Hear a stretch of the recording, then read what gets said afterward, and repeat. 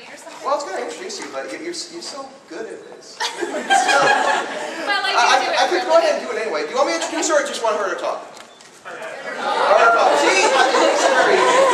Okay, fair enough, fair enough. All right, guys. Well, I'm going to ask one question. Does this thing roll? Yeah. Scoot it back this way so that if I sit down, these folks can still see me. Okay. Yeah, we're good. We're breaking stuff. It's cool. It's totally fine. We're good. Right? Yeah. Just make sure So that now mic's- y'all can see if I'm right here. They're not like, I can't see, there's a podium in the way. See, that's courteous. We do it. Cool. So, are you here to moderate? Yeah. Oh, awesome. Can everybody hear me okay? Yes. Fantastic. So just a little housekeeping because it's the first day for me, and I think we've got some cross wires as far as what's online and what's in the printed books. So here's what they've posted over in the signing area. If you want to know, where's Caitlin this weekend? Right now I'm here with her. Good. Everyone's clear. After this I gotta eat, and then I'll be back to sign at 2 in the hall. Where am I? With all the voice actors. We're all in a row. Tomorrow I'll be signing from 10:30 until just before noon because I have another noon panel, and then signing again at 2. So just like today. And Sunday is the same. Sign at 10:30, panel at 1:30, sign at 3, go home. Yay! Yay! Is that me coughing? Good morning! Thanks for living. Yeah. Okay, cool. Enough of that biz. Ask me stuff. All right, I guess I'll ask the first question, but anyone who wants to ask a question, please line up behind the mic by Vera, like I pointed out to you guys. Yeah. Well, I'm going to go with one that I like asking voice actors normally. What character do you identify with the most? That one. Satellizer. No, not Satellizer. Probably who I relate to the least, to be honest. Oh gosh, that's actually a tricky question because we don't play our characters for very long. We relive their lives when we're here at conventions and interacting with fans. So it's always whoever I'm working on currently that I relate to the most because I'm playing that person right now. But right now, that's a dog. I'm playing a dog. I'm trying to think of who am I actively playing right now? The only thing is a dog. Oh, that airs tonight. Oh my gosh. Wow, I'm really crazy. I've been working, and then I left work, and I got on a plane, and the flight was delayed, and now I'm here. I don't even realize what day it is, or that the show that I'm currently directing, called Shonen Maid, the new episode airs tonight, so I'm going to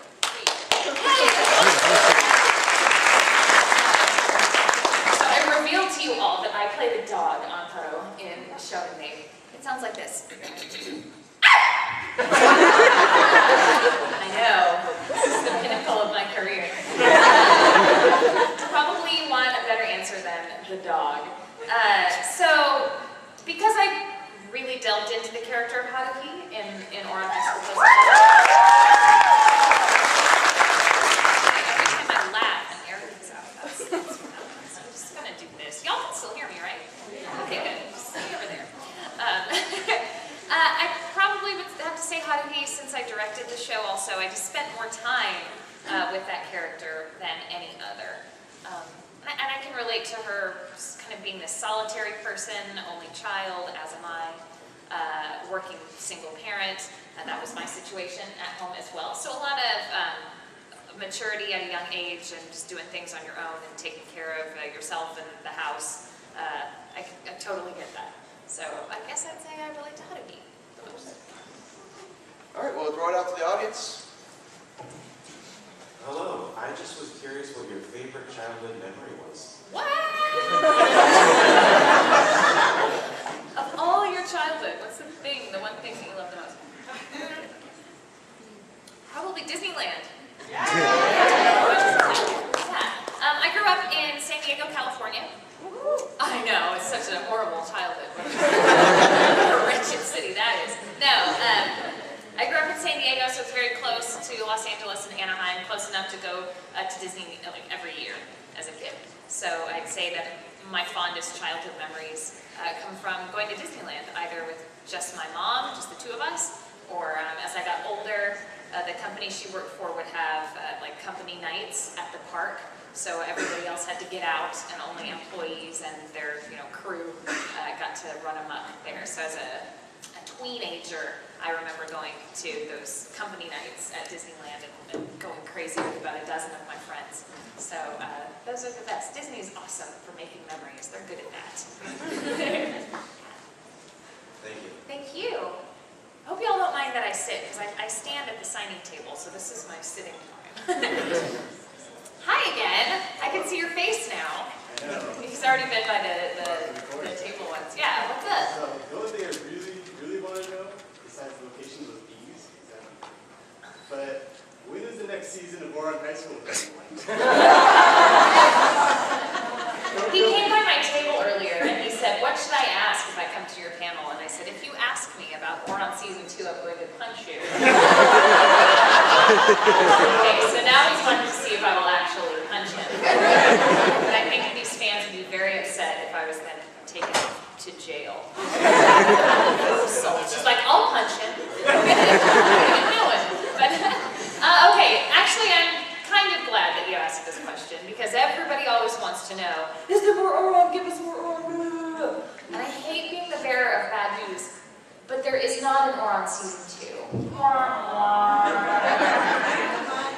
If you're online at all, you may notice that not too long ago, somebody, maybe it was on Crunchyroll or Fandom Post, did like a 10-year thing. And they look back at like 10 years in anime. Oron High School Host Club is 10 years old.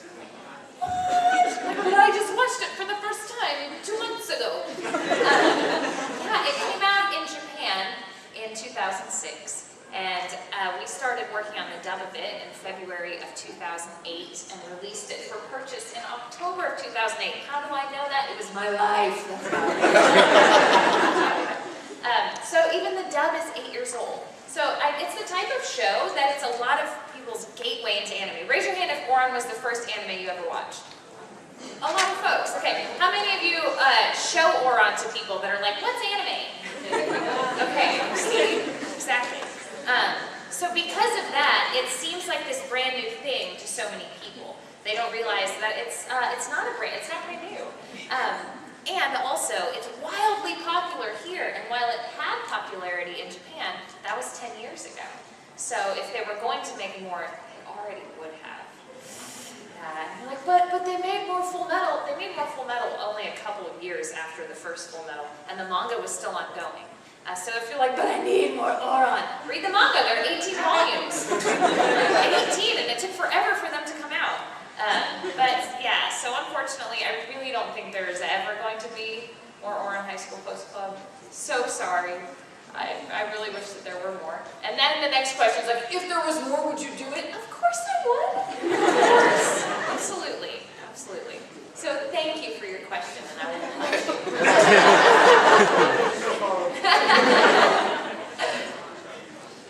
Which voice actor was hard to work with? Which voice actor was hard to work with? Like I'm gonna say.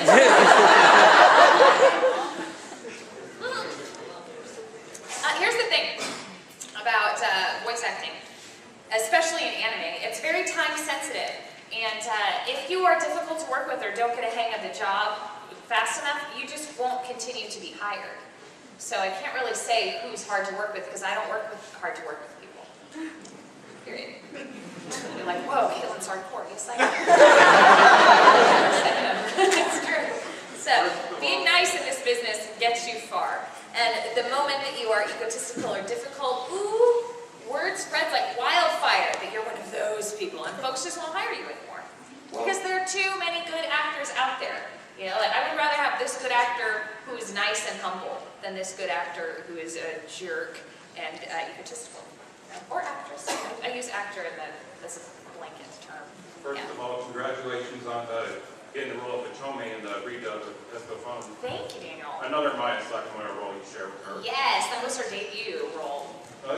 I know you've been in several like harem/fan shows like Absolute Duo, Phrasing, Okay, of those ones you've been in, which is your favorite shipping of the main guy and the main girl? Let's get right to the heart of the matter, you guys. We all came here to know. The harem and fan service, which of the characters you've played in a fan service harem type character, which one's been your favorite? Okay. It's weird because you're not asking who's my favorite character, but actual shippings of my character with the main. Yeah. Probably Shuffle. I played Marinette in Shuffle, and Jerry Jewell played the main guy. What's his name? Anyone? Right. That one guy. Green. Yeah, he played Green, and that's such a bizarre show and a really neat cast, and I really enjoyed my character and thought that she. I meant shipping where your character like ends up with the guy. Yeah, I know, that's what I mean. Like, it didn't happen in the story, but it should have. I mean, come on. He ended up with Monica's character, and that's all right too. The reason why they did that is because, like, canon, it's when several anime that originally started as an adult dating simulation game. Mm-hmm. Yeah, exactly. But Shuffle's pretty good and cool and weird, and I play a demon princess. So, what's Travis your is my favorite dad. harem or No, Vic is my dad. What's that? Your favorite harem or fan service character you played? I really like Satellite. Probably Lilith and Absolute Duo because of the accent. I also like your role as Eleonora. Well, just out of courtesy, let's go ahead and get someone else up. Thank you. Thanks, Daniel. What's up, dude? Could you talk in your mocking music? Oh, gosh! Oh, man. Do you have something that you want me to say? Pretend you're young at Comicon. Yeah, that's probably the scene I can remember the best. Give me a second. I wrote it. I should be able to. Everyone get the recorders ready. No, please don't. Oh, I'd be so embarrassed if I get it wrong.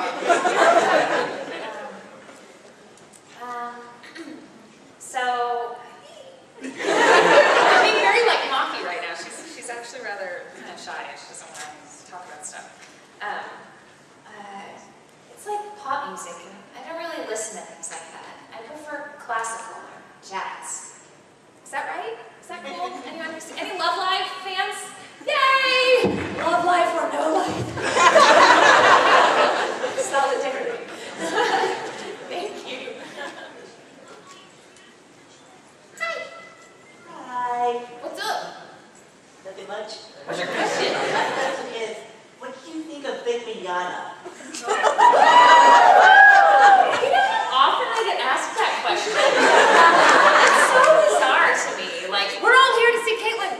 The burning question is, what does she think about Vic? Let's turn our panel into a panel about another person. He's a great actor. He's a good friend. I've known him for ages. I've known him for as long as I've been a voice actor. And he's a wonderful talent, and I wouldn't continue to cast him, as I mentioned earlier, if he were not good and easy to work with. So, I mean, I don't know. It's like asking me, what do you think about this guy? What do you think about that guy? I could go on and on about all of my friends. He's a good friend and a great person and very talented. Right? Yeah. Cool. Cool!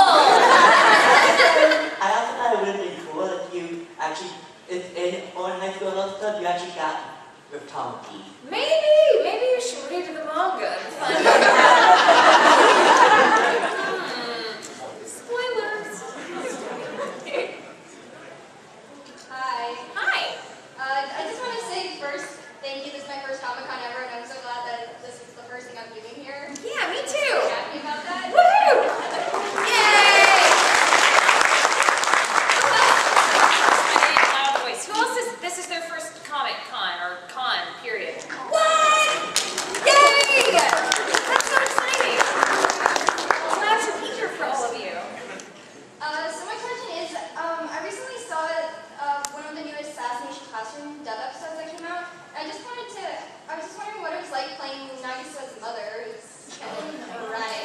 Gosh, that was really hard work. Yeah. That was super hard. I felt very honored to be a part of the show because they're in their second season now, but third when you think of it as 12 episodes, right? Yeah. There's going to be a total of 30-something. So everyone and their brother had been in Assassination Classroom except for me. I'm like, what did I do wrong? Nobody likes me.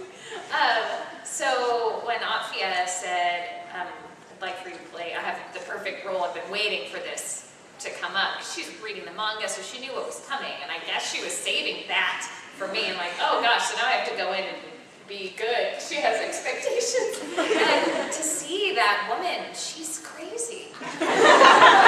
She really is. And the thing about playing crazy is you can't play crazy. You have to figure out what is this person's problem, what's her deal, and she just has issues from her past that she's trying to live vicariously through her son and making her son into the girl that she never was. It was really, she's messed up. But she flies off the handle to the extreme. So it's while it's awful, like I hate hearing how she's just berating him all the time, it's also very cathartic as an actor to get to go in there and just scream your lungs out and just vent all your frustrations at this picture that's hacking away. It was great. It was awesome. And I think in the end, when I saw the finished product and heard it all mixed, and the fan reaction was like, OMG, Caitlin, what is wrong with you? WTF, barbecue, tweet, tweet, tweet, tweet. So it was exciting. It's cool. And I don't know how often she'll be around, but I'm pretty sure her explosive days have come to an end. But thank you for bringing that up. Thank you. They're so cute. They're all sitting down like little preschoolers in a train so everyone can see. Choo-choo. More. So, what are your thoughts on the recent announcement from Kickstarter about you being Kyoko from Scooby? So excited! Woohoo! I am so thrilled. I feel like I won the Kickstarter lottery because I'm Kyoko and Hitomi in the same year.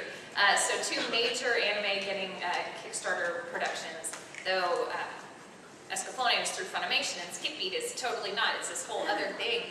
So I'm really, really thrilled. I can't say, I don't really know that much about it. I remember when it came out and going, okay, that's interesting, but I was in the thick of like Oron and other things that I was directing and voice acting. So I feel very honored because I was just asked to be a part of it. I had to kind of audition, like send in a demo to make sure that the clients were cool with everything. So I went through other anime I had been in and picked different things that I thought would be appropriate for what I knew of the character and sent it off with fingers crossed, knowing full well that they could say, nah, never mind. But when they said yes, I'm like, oh my gosh, this is really happening. And the fans are really excited and they haven't even heard anything yet. It's so wild. And we are going to start recording at the end of June. Woohoo! Yay! So, hope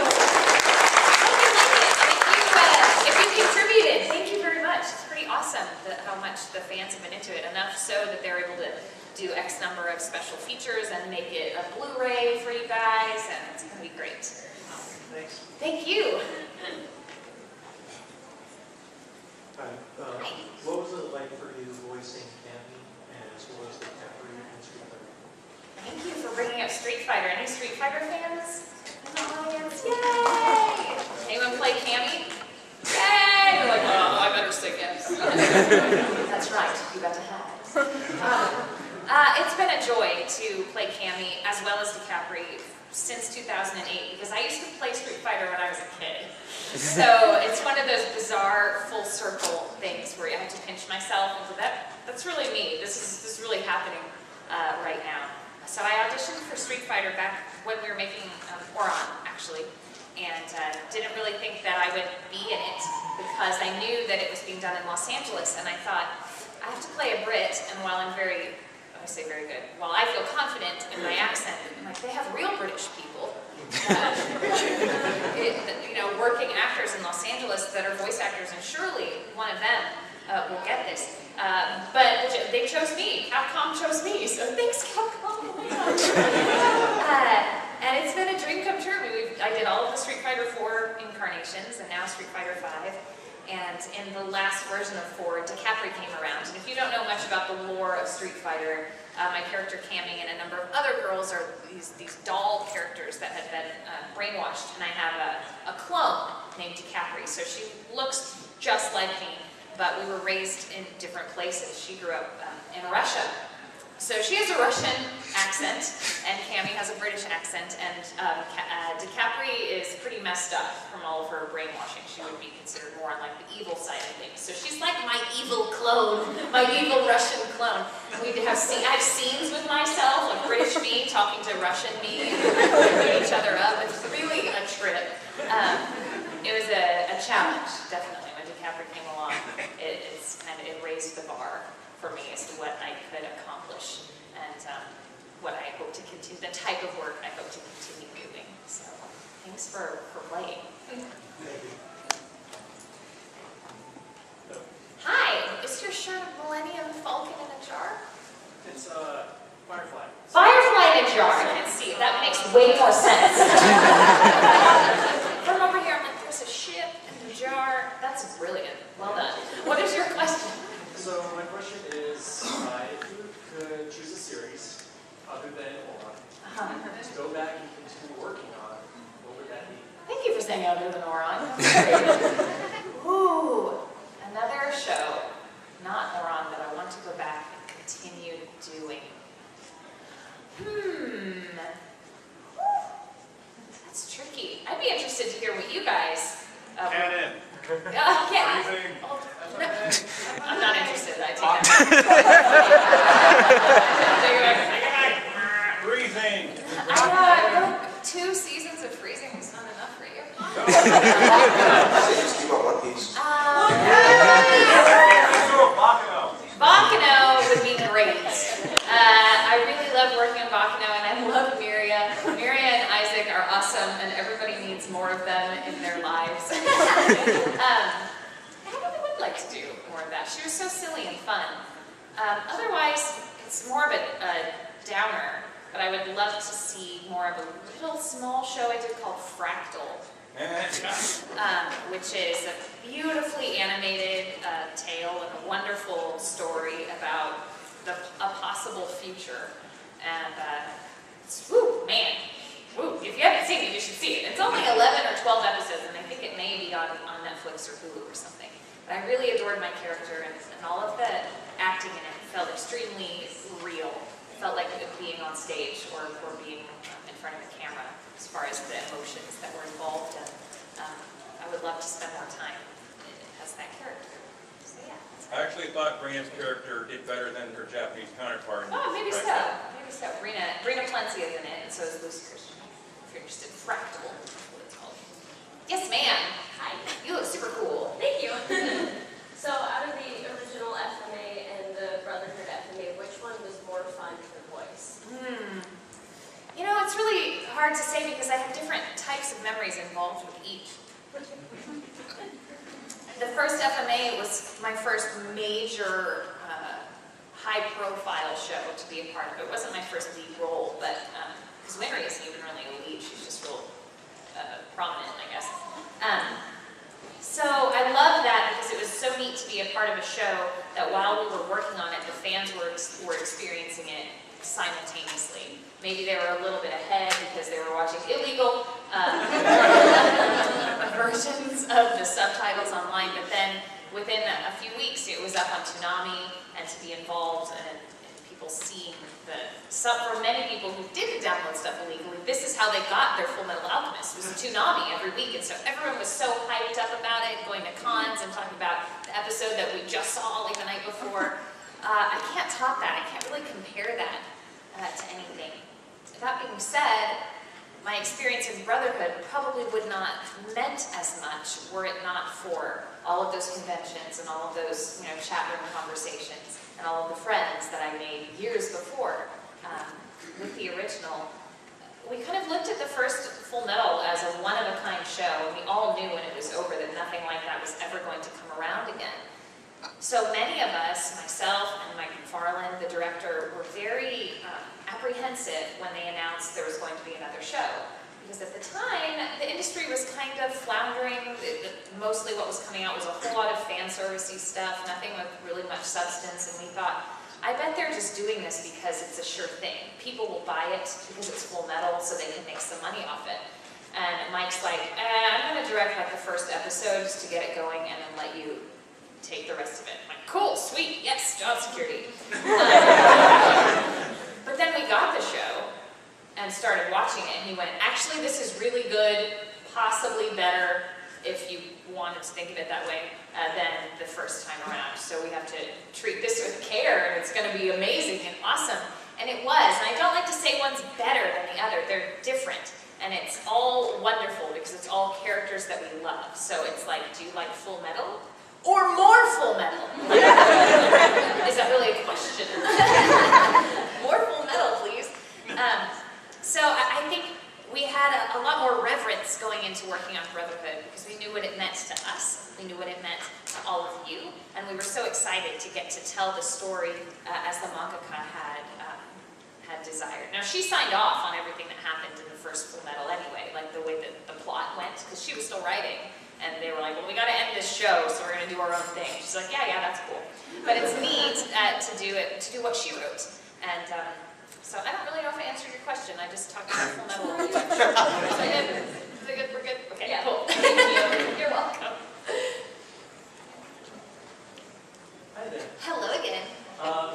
I like hearing about behind the scenes and stuff, so favorite blooper moment or like a joke from behind the scenes that was either done you or you had done on someone else? It's funny because I'm really terrible about doing bloopers myself as an actor or even really receiving them, but as a director, I'm an instigator.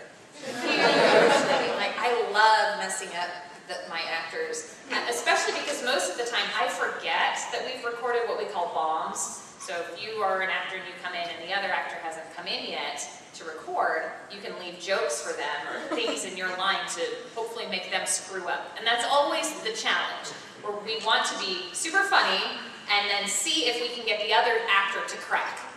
And if you are the other actor, the minute you hear that it's going to be something different, you try to not listen and just keep performing like you're supposed to. I love doing this kind of stuff too. And so I'm trying to think of my favorite.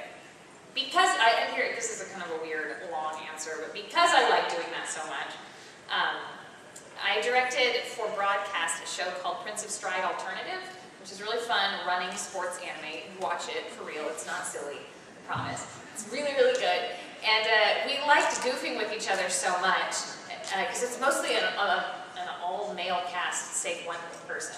So it's just a bunch of guys being goofy and sporty and leaving bombs for each other left and right, that we had such a great time working on the show. We just didn't want it to end. We were so sad when it was over. And I'm like, I'm not going to let this wonderful experience be a downer on everybody's last day of recording. So we recorded what we lovingly call the bro-isode, which is the entire last episode, but everybody's a bro. Everyone. Well, everyone talks like a bro. They're still their character, but everything is in bro speak. So, because a couple characters, it's a sports show. So there's a little bit of, well, not a little, there's a bunch of like dude and man and bro, just guys talking to each other, you know, on teams.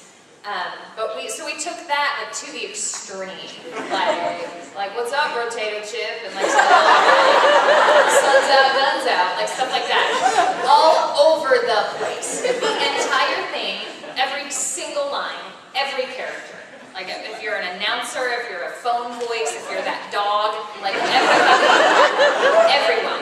So when is this lost episode going to be released? I don't know that anything will come of it. The most we can hope for is maybe we'll be able to get it mixed and bring it with us like, to conventions for late night panels or something. But usually when you're kind of changing the representation of a character, the Japanese licensors aren't too keen on that. Some of them like it and they don't care, but others may not want that representation. But the thing is, the characters are still themselves. Like, we're not changing anything about their motivations or their goals. It's just they talk like bros. So it's really fun. So that is my favorite blooper. It's 22 minutes long. And I hope you all get to hear it at some point in time. Hi, this is my first panel, and I'm glad that it's with one of my favorite voice actors. Thank you so much.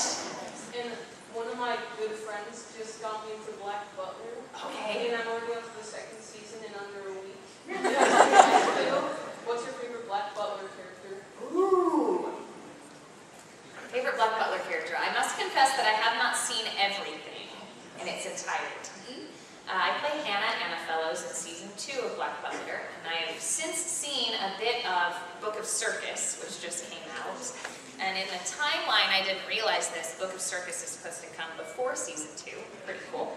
And I'm interested in seeing Book of Murder because of the cool character. Like, Arthur Conan Doyle is a character in it. What is that?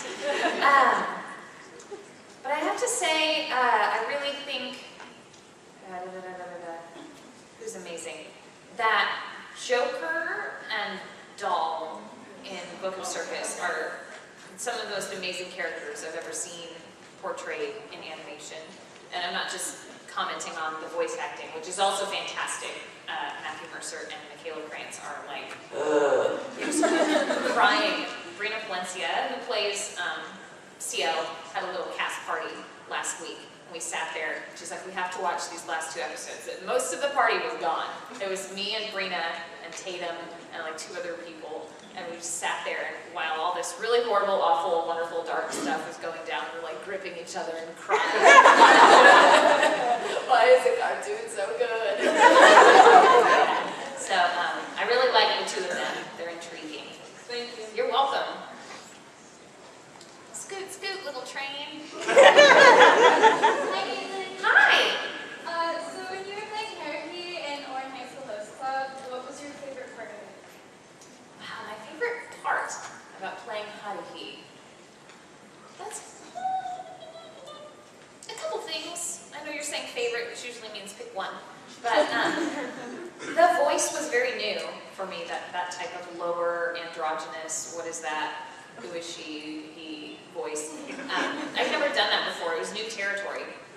And that is what was exciting for a long time, was really getting the hang of that and becoming confident in it. It took a while, and I can hear it. I'll tell you all when it is. By about episode 10, I'm in the zone, and then it's like smooth sailing the rest of the time. But up until that point, I was often concerned, like, is this right? Is this boy enough? Is this that? Is this? And so I was hesitant a lot. But once I got the hang of that voice, it's so fun, and I love that. And I also love just the show itself and the humor of it, and the animation, because I think that Studio Bones is the best of the best. That's my personal opinion. So I love to work on their titles. Yeah. You're welcome. What up, Spike Spiegel? First I wanted to say I'm a big fan of your work with Bakano. Like Miria is one of my favorite characters that you do. And I kind of on that fun note, I wanted to ask, like, what show do you think that, like, whether you were directing or voice acting, that the cast had the most fun?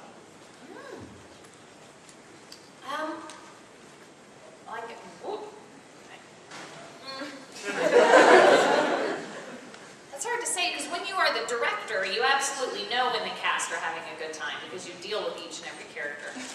When you're only the actor, it's really like, how do you know? Because you're only acting by yourself in the booth. And maybe you get to hear the other actor if they've recorded yet, but oftentimes not. So, like, because you mentioned Miriam. Well, of course, J. Michael Tatum and I were having the time of our lives playing Miriam and Isaac. At the time, he and I were working on a lot of things together. So we really had kind of mastered and understood very well each other's voices. So even if he hadn't recorded, I knew somehow, intuitively, what he was going to do, because we had just done Oron, we were in Gunslinger Girls Season 2 together, we were in Heroic Age together, like playing opposite each other all the time.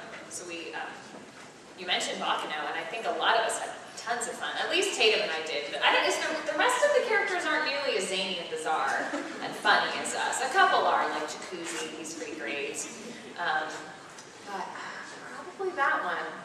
And like I said, working on Stride was really fun, because it's just me goofing with a bunch of guys the whole time and making a bro. So, bro, thank you. Dude, you're welcome, man.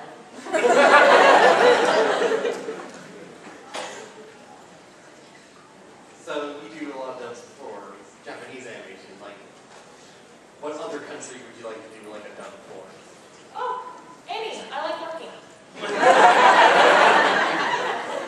I can do anything. It'd be pretty cool. I know there's a lot of stuff out there coming from other countries. Where does the Miraculous Ladybug, that show? France. Yeah. That would be neat. Anything. I'm curious to to work on a show that is animated for a different language besides Japanese. Just because, why not? Hi! Between watching Oran and acting as Haruhi's voice, what were probably the most fun character interactions you either saw or were involved in with Oran?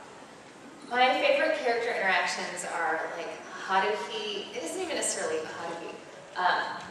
I love Kasanoda so very much. Oh my gosh, he's a riot.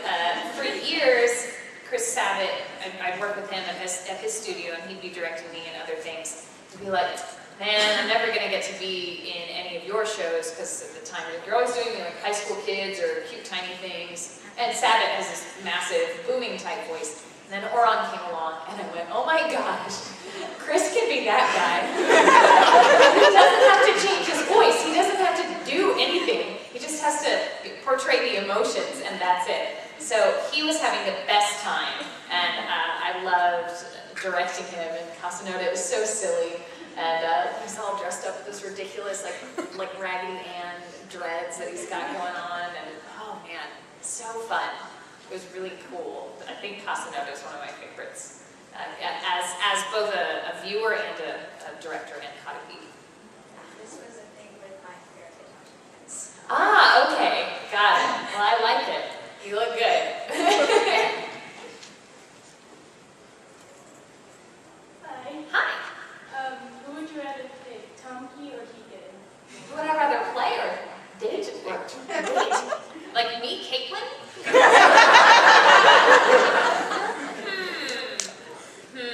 It's really like whose baggage do I want to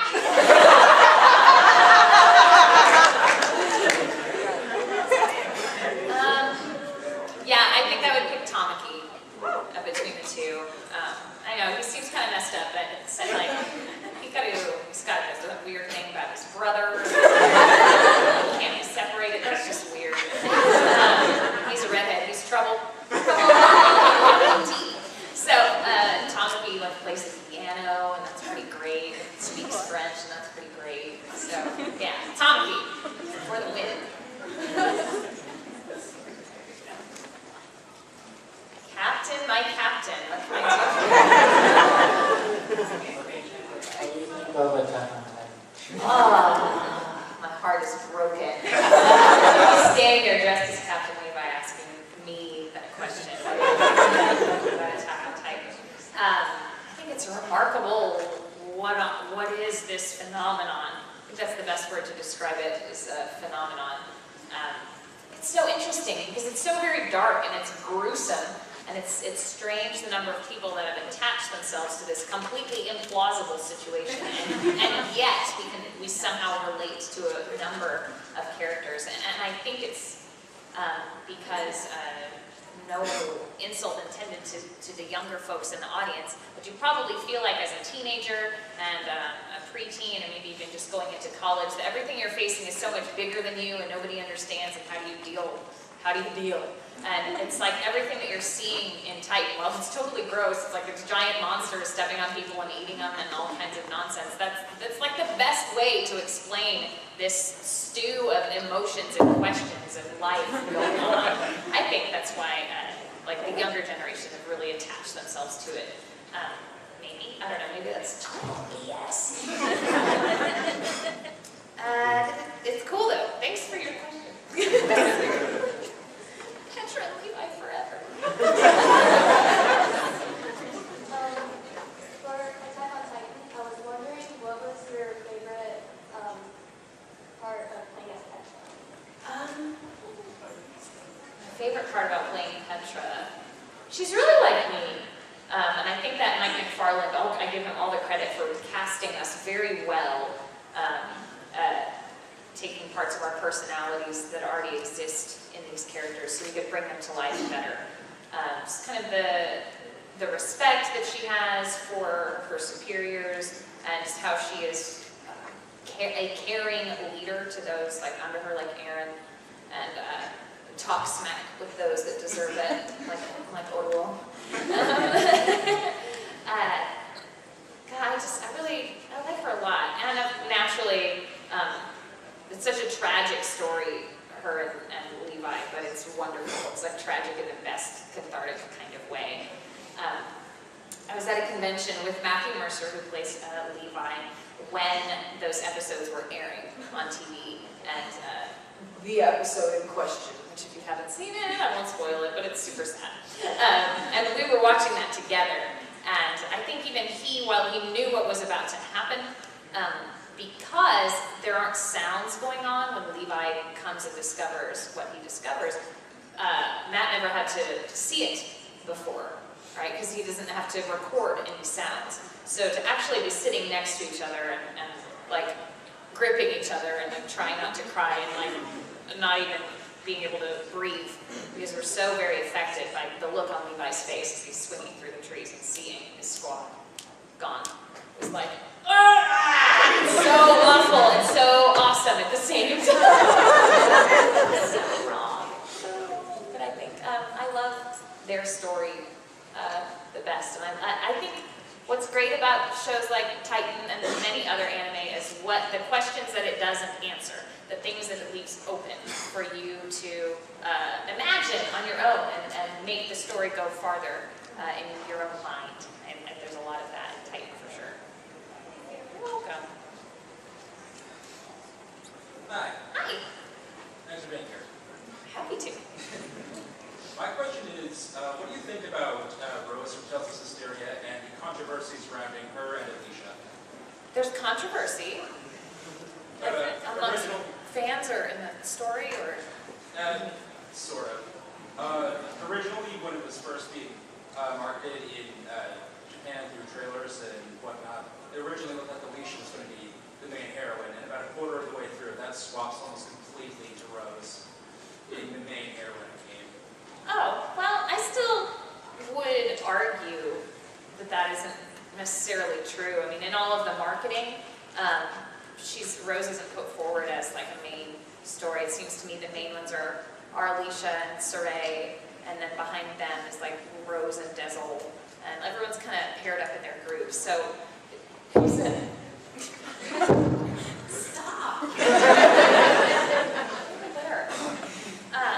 Yeah, I guess I've never thought about the controversy because I didn't know that there was one.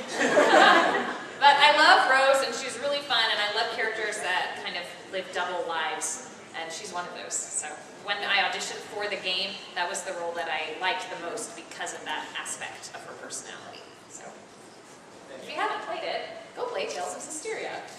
Have you noticed every other mic has a pop filter? Except mine. I'm taking this. Oh, maybe. No, they're attached. They're attached. They're attached. That's why. Sorry, not taking it. I want to initially thank you for being here for all of us. Oh, thank you. And Of I was course. wondering if you could voice over any already iconic character, who would it be? For example, like when I asked Sonny Strait, he said that you'd like to do the voiceover for Donald Duck. Oh, wow. Oh, that's so hard because so many iconic characters I feel like really encouraged me and shaped me as a voice actor or really an actor. So, and I love Usagi, but now my friend is Usagi, you know? So I don't want to be like, no, I want to do it. Well, let's bring it down a little bit then, because actually I had this one for you. Oh, okay. If you wanted to voice a Disney princess, which one would you want to do? Ariel. But I don't want it to not be Jodie Benson. Like, I don't like the word idol, but if anybody is my voice acting idol, it would be her. Because The Little Mermaid probably changed my life. Is that weird? But that is the movie that made me go like, oh my god, cartoons. Just as when I was 7 or 8 years old, my mom took me to the theater, and we had missed the first couple minutes. And when the movie ended, I told her, we can't leave because I have to know what happened in those first couple of minutes. So we stayed and watched it again because she fell asleep. So like when I saw The Little Mermaid, I saw it twice in a row, and I've been obsessed with it for the rest of my life. Yeah, so I guess if there were a way to play Ariel and Jodie Benson is also still Ariel, that would be great. Because she's wonderful. I happened to get the opportunity to meet her at an airport last year, and then go see her in concert. Like, she was in town to do a concert, and I was in town for a convention, and I ran into her at the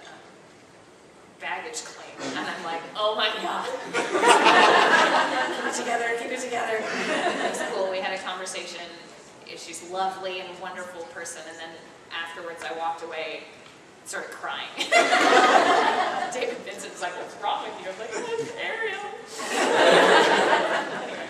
Thanks again. Uh-huh. Hi. Hi. Hi, so I planned to ask this before you told everybody Benson's story, but other than her, have you ever been starstruck by another voice actor or director, and if so, by who? Starstruck by another voice actor or director? If so, by who?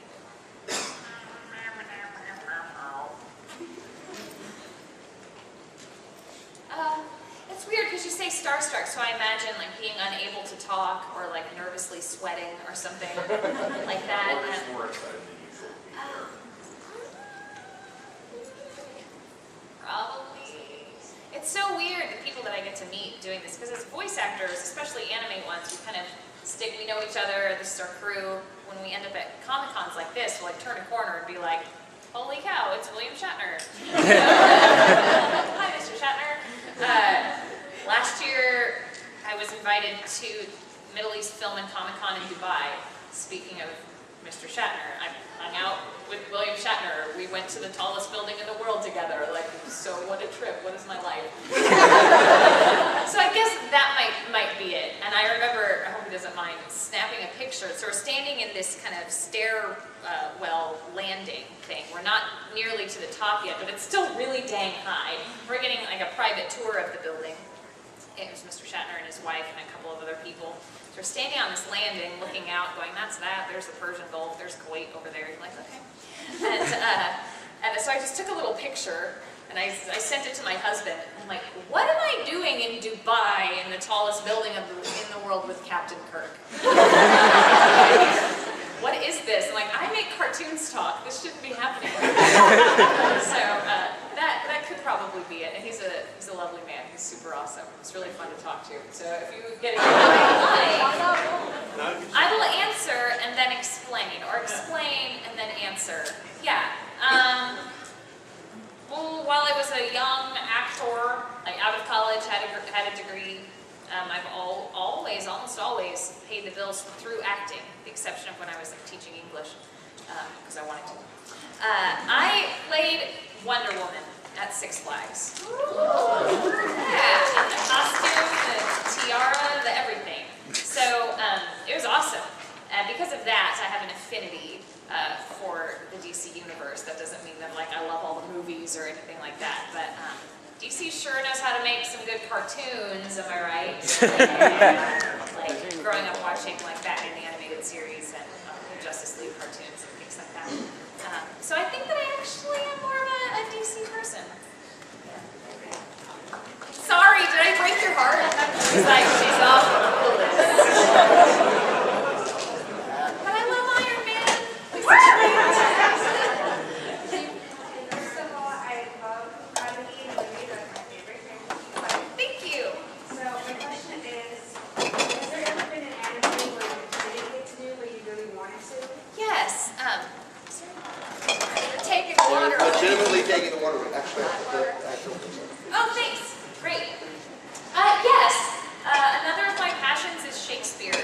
And in fact, had I not started working in anime, I wanted to go and like teach English in Japan for a year just to get that out of my system, and then go to graduate school and study the classics, specifically Shakespeare. I have a degree in theater. There was an anime not too long ago called Romeo x Juliet, or Romeo and Juliet, Romeo cross Juliet, Romeo and Juliet, whatever you want to call it. We did that, and I didn't get to be in it at all. I was not even like girl in dress in the corner.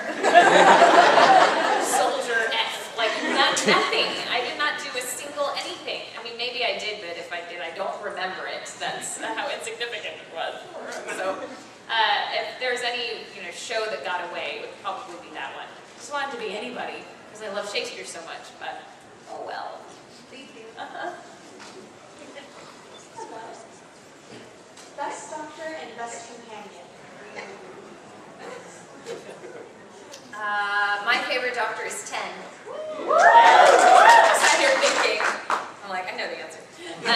Yeah, I love David Tennant. I love the 10th Doctor. Best companion? Probably River Song. Yeah. Sure.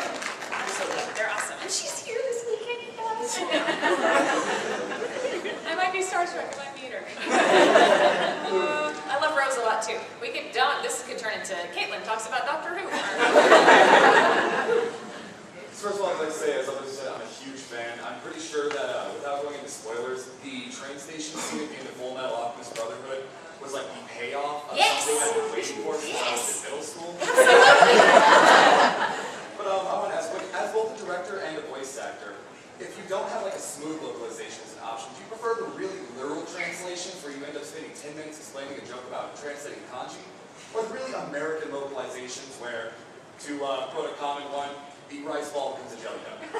Okay, no rice balls as jelly donuts, I think. I mean, the reason that many of us enjoy anime is because it's a different culture. And it's our window into that culture, albeit like a small one in comparison. There's so much more Japanese culture for you to learn, you guys.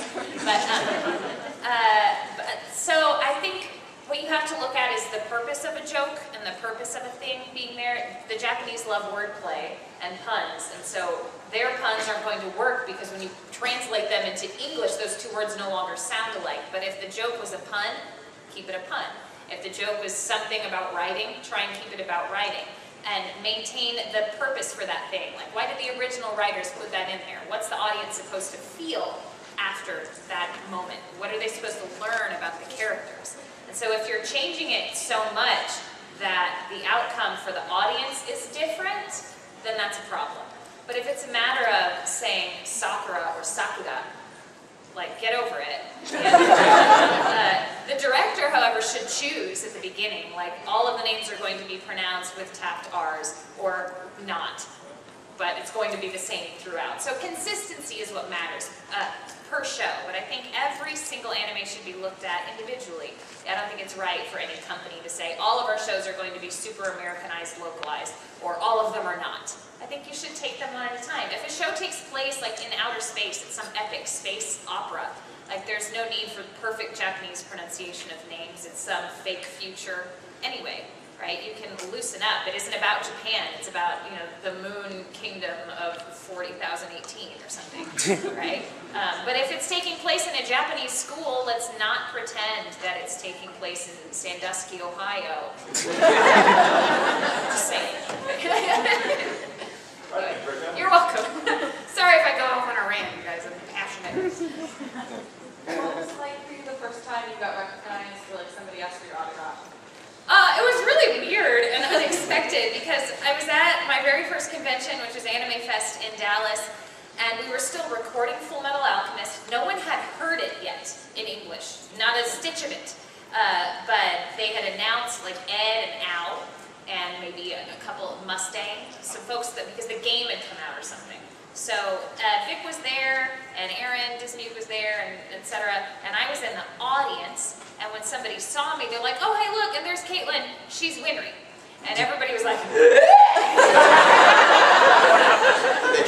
hi!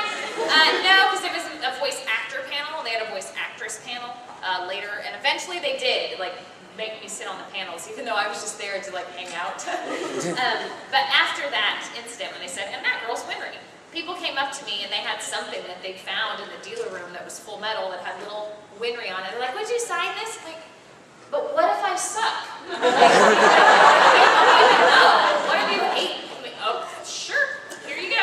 So it was very unceremonious and bizarre. Yeah. Okay, and we have, well, I guess I'll ask the last question tonight. Yeah, believe it or not, we're looking at the hour. Well, you said earlier what your favorite voice acting that you've done that not too many people know about. Fractal, what's your favorite thing that you've directed that not too many people know about? I don't know. You would like to... I don't know if not too many people know about it, because if you follow me on Twitter, it's all that I talk about, and it's a really awesome show called Garo the Animation. Yeah, okay, not too many, like 4 people in the audience. Sorry, Oron fans, is at the top of the list of my favorite things that I've ever directed or been a part of. It's wonderful. It's so not Oron. So if you're like, Caitlin directed Oron and she directed Garo, it's gonna be great. It's totally way different. Oh my gosh. But it is such a rich story, and all of my actors take fabulous journeys together, and please go watch it. It just came out on DVD like a few weeks ago, and and it's the first 12 episodes. The next 12 will come out sometime this summer.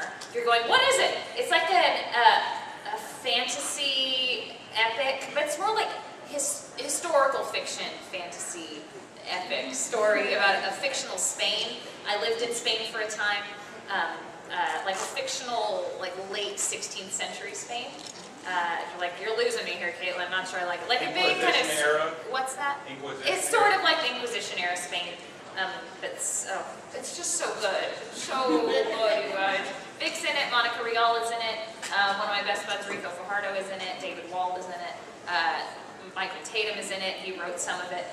It's just, I promise, you're super gonna dig it. It is a grown-up show, so you know. But it's not anything worse than, like, if you like Game of Thrones or something, you're into that kind of thing, you'd probably really dig Garo. Please, please, please watch it and tell your friends and tell Toonami that it should be on TV. I adore it. I could gush about it forever. It's my favorite thing. Thanks for listening. Well, I guess we got one more thing to do before we go, and that is, what's your favorite line? What's the? I know about trucks. I know you have something about trucks. Yeah, that's personally my favorite. From Full Metal Alchemist. Yes. My favorite line is, guys, you're going to be so anticlimactic, but here it is. It's one of those new refrigerated trucks. Everyone, thank you.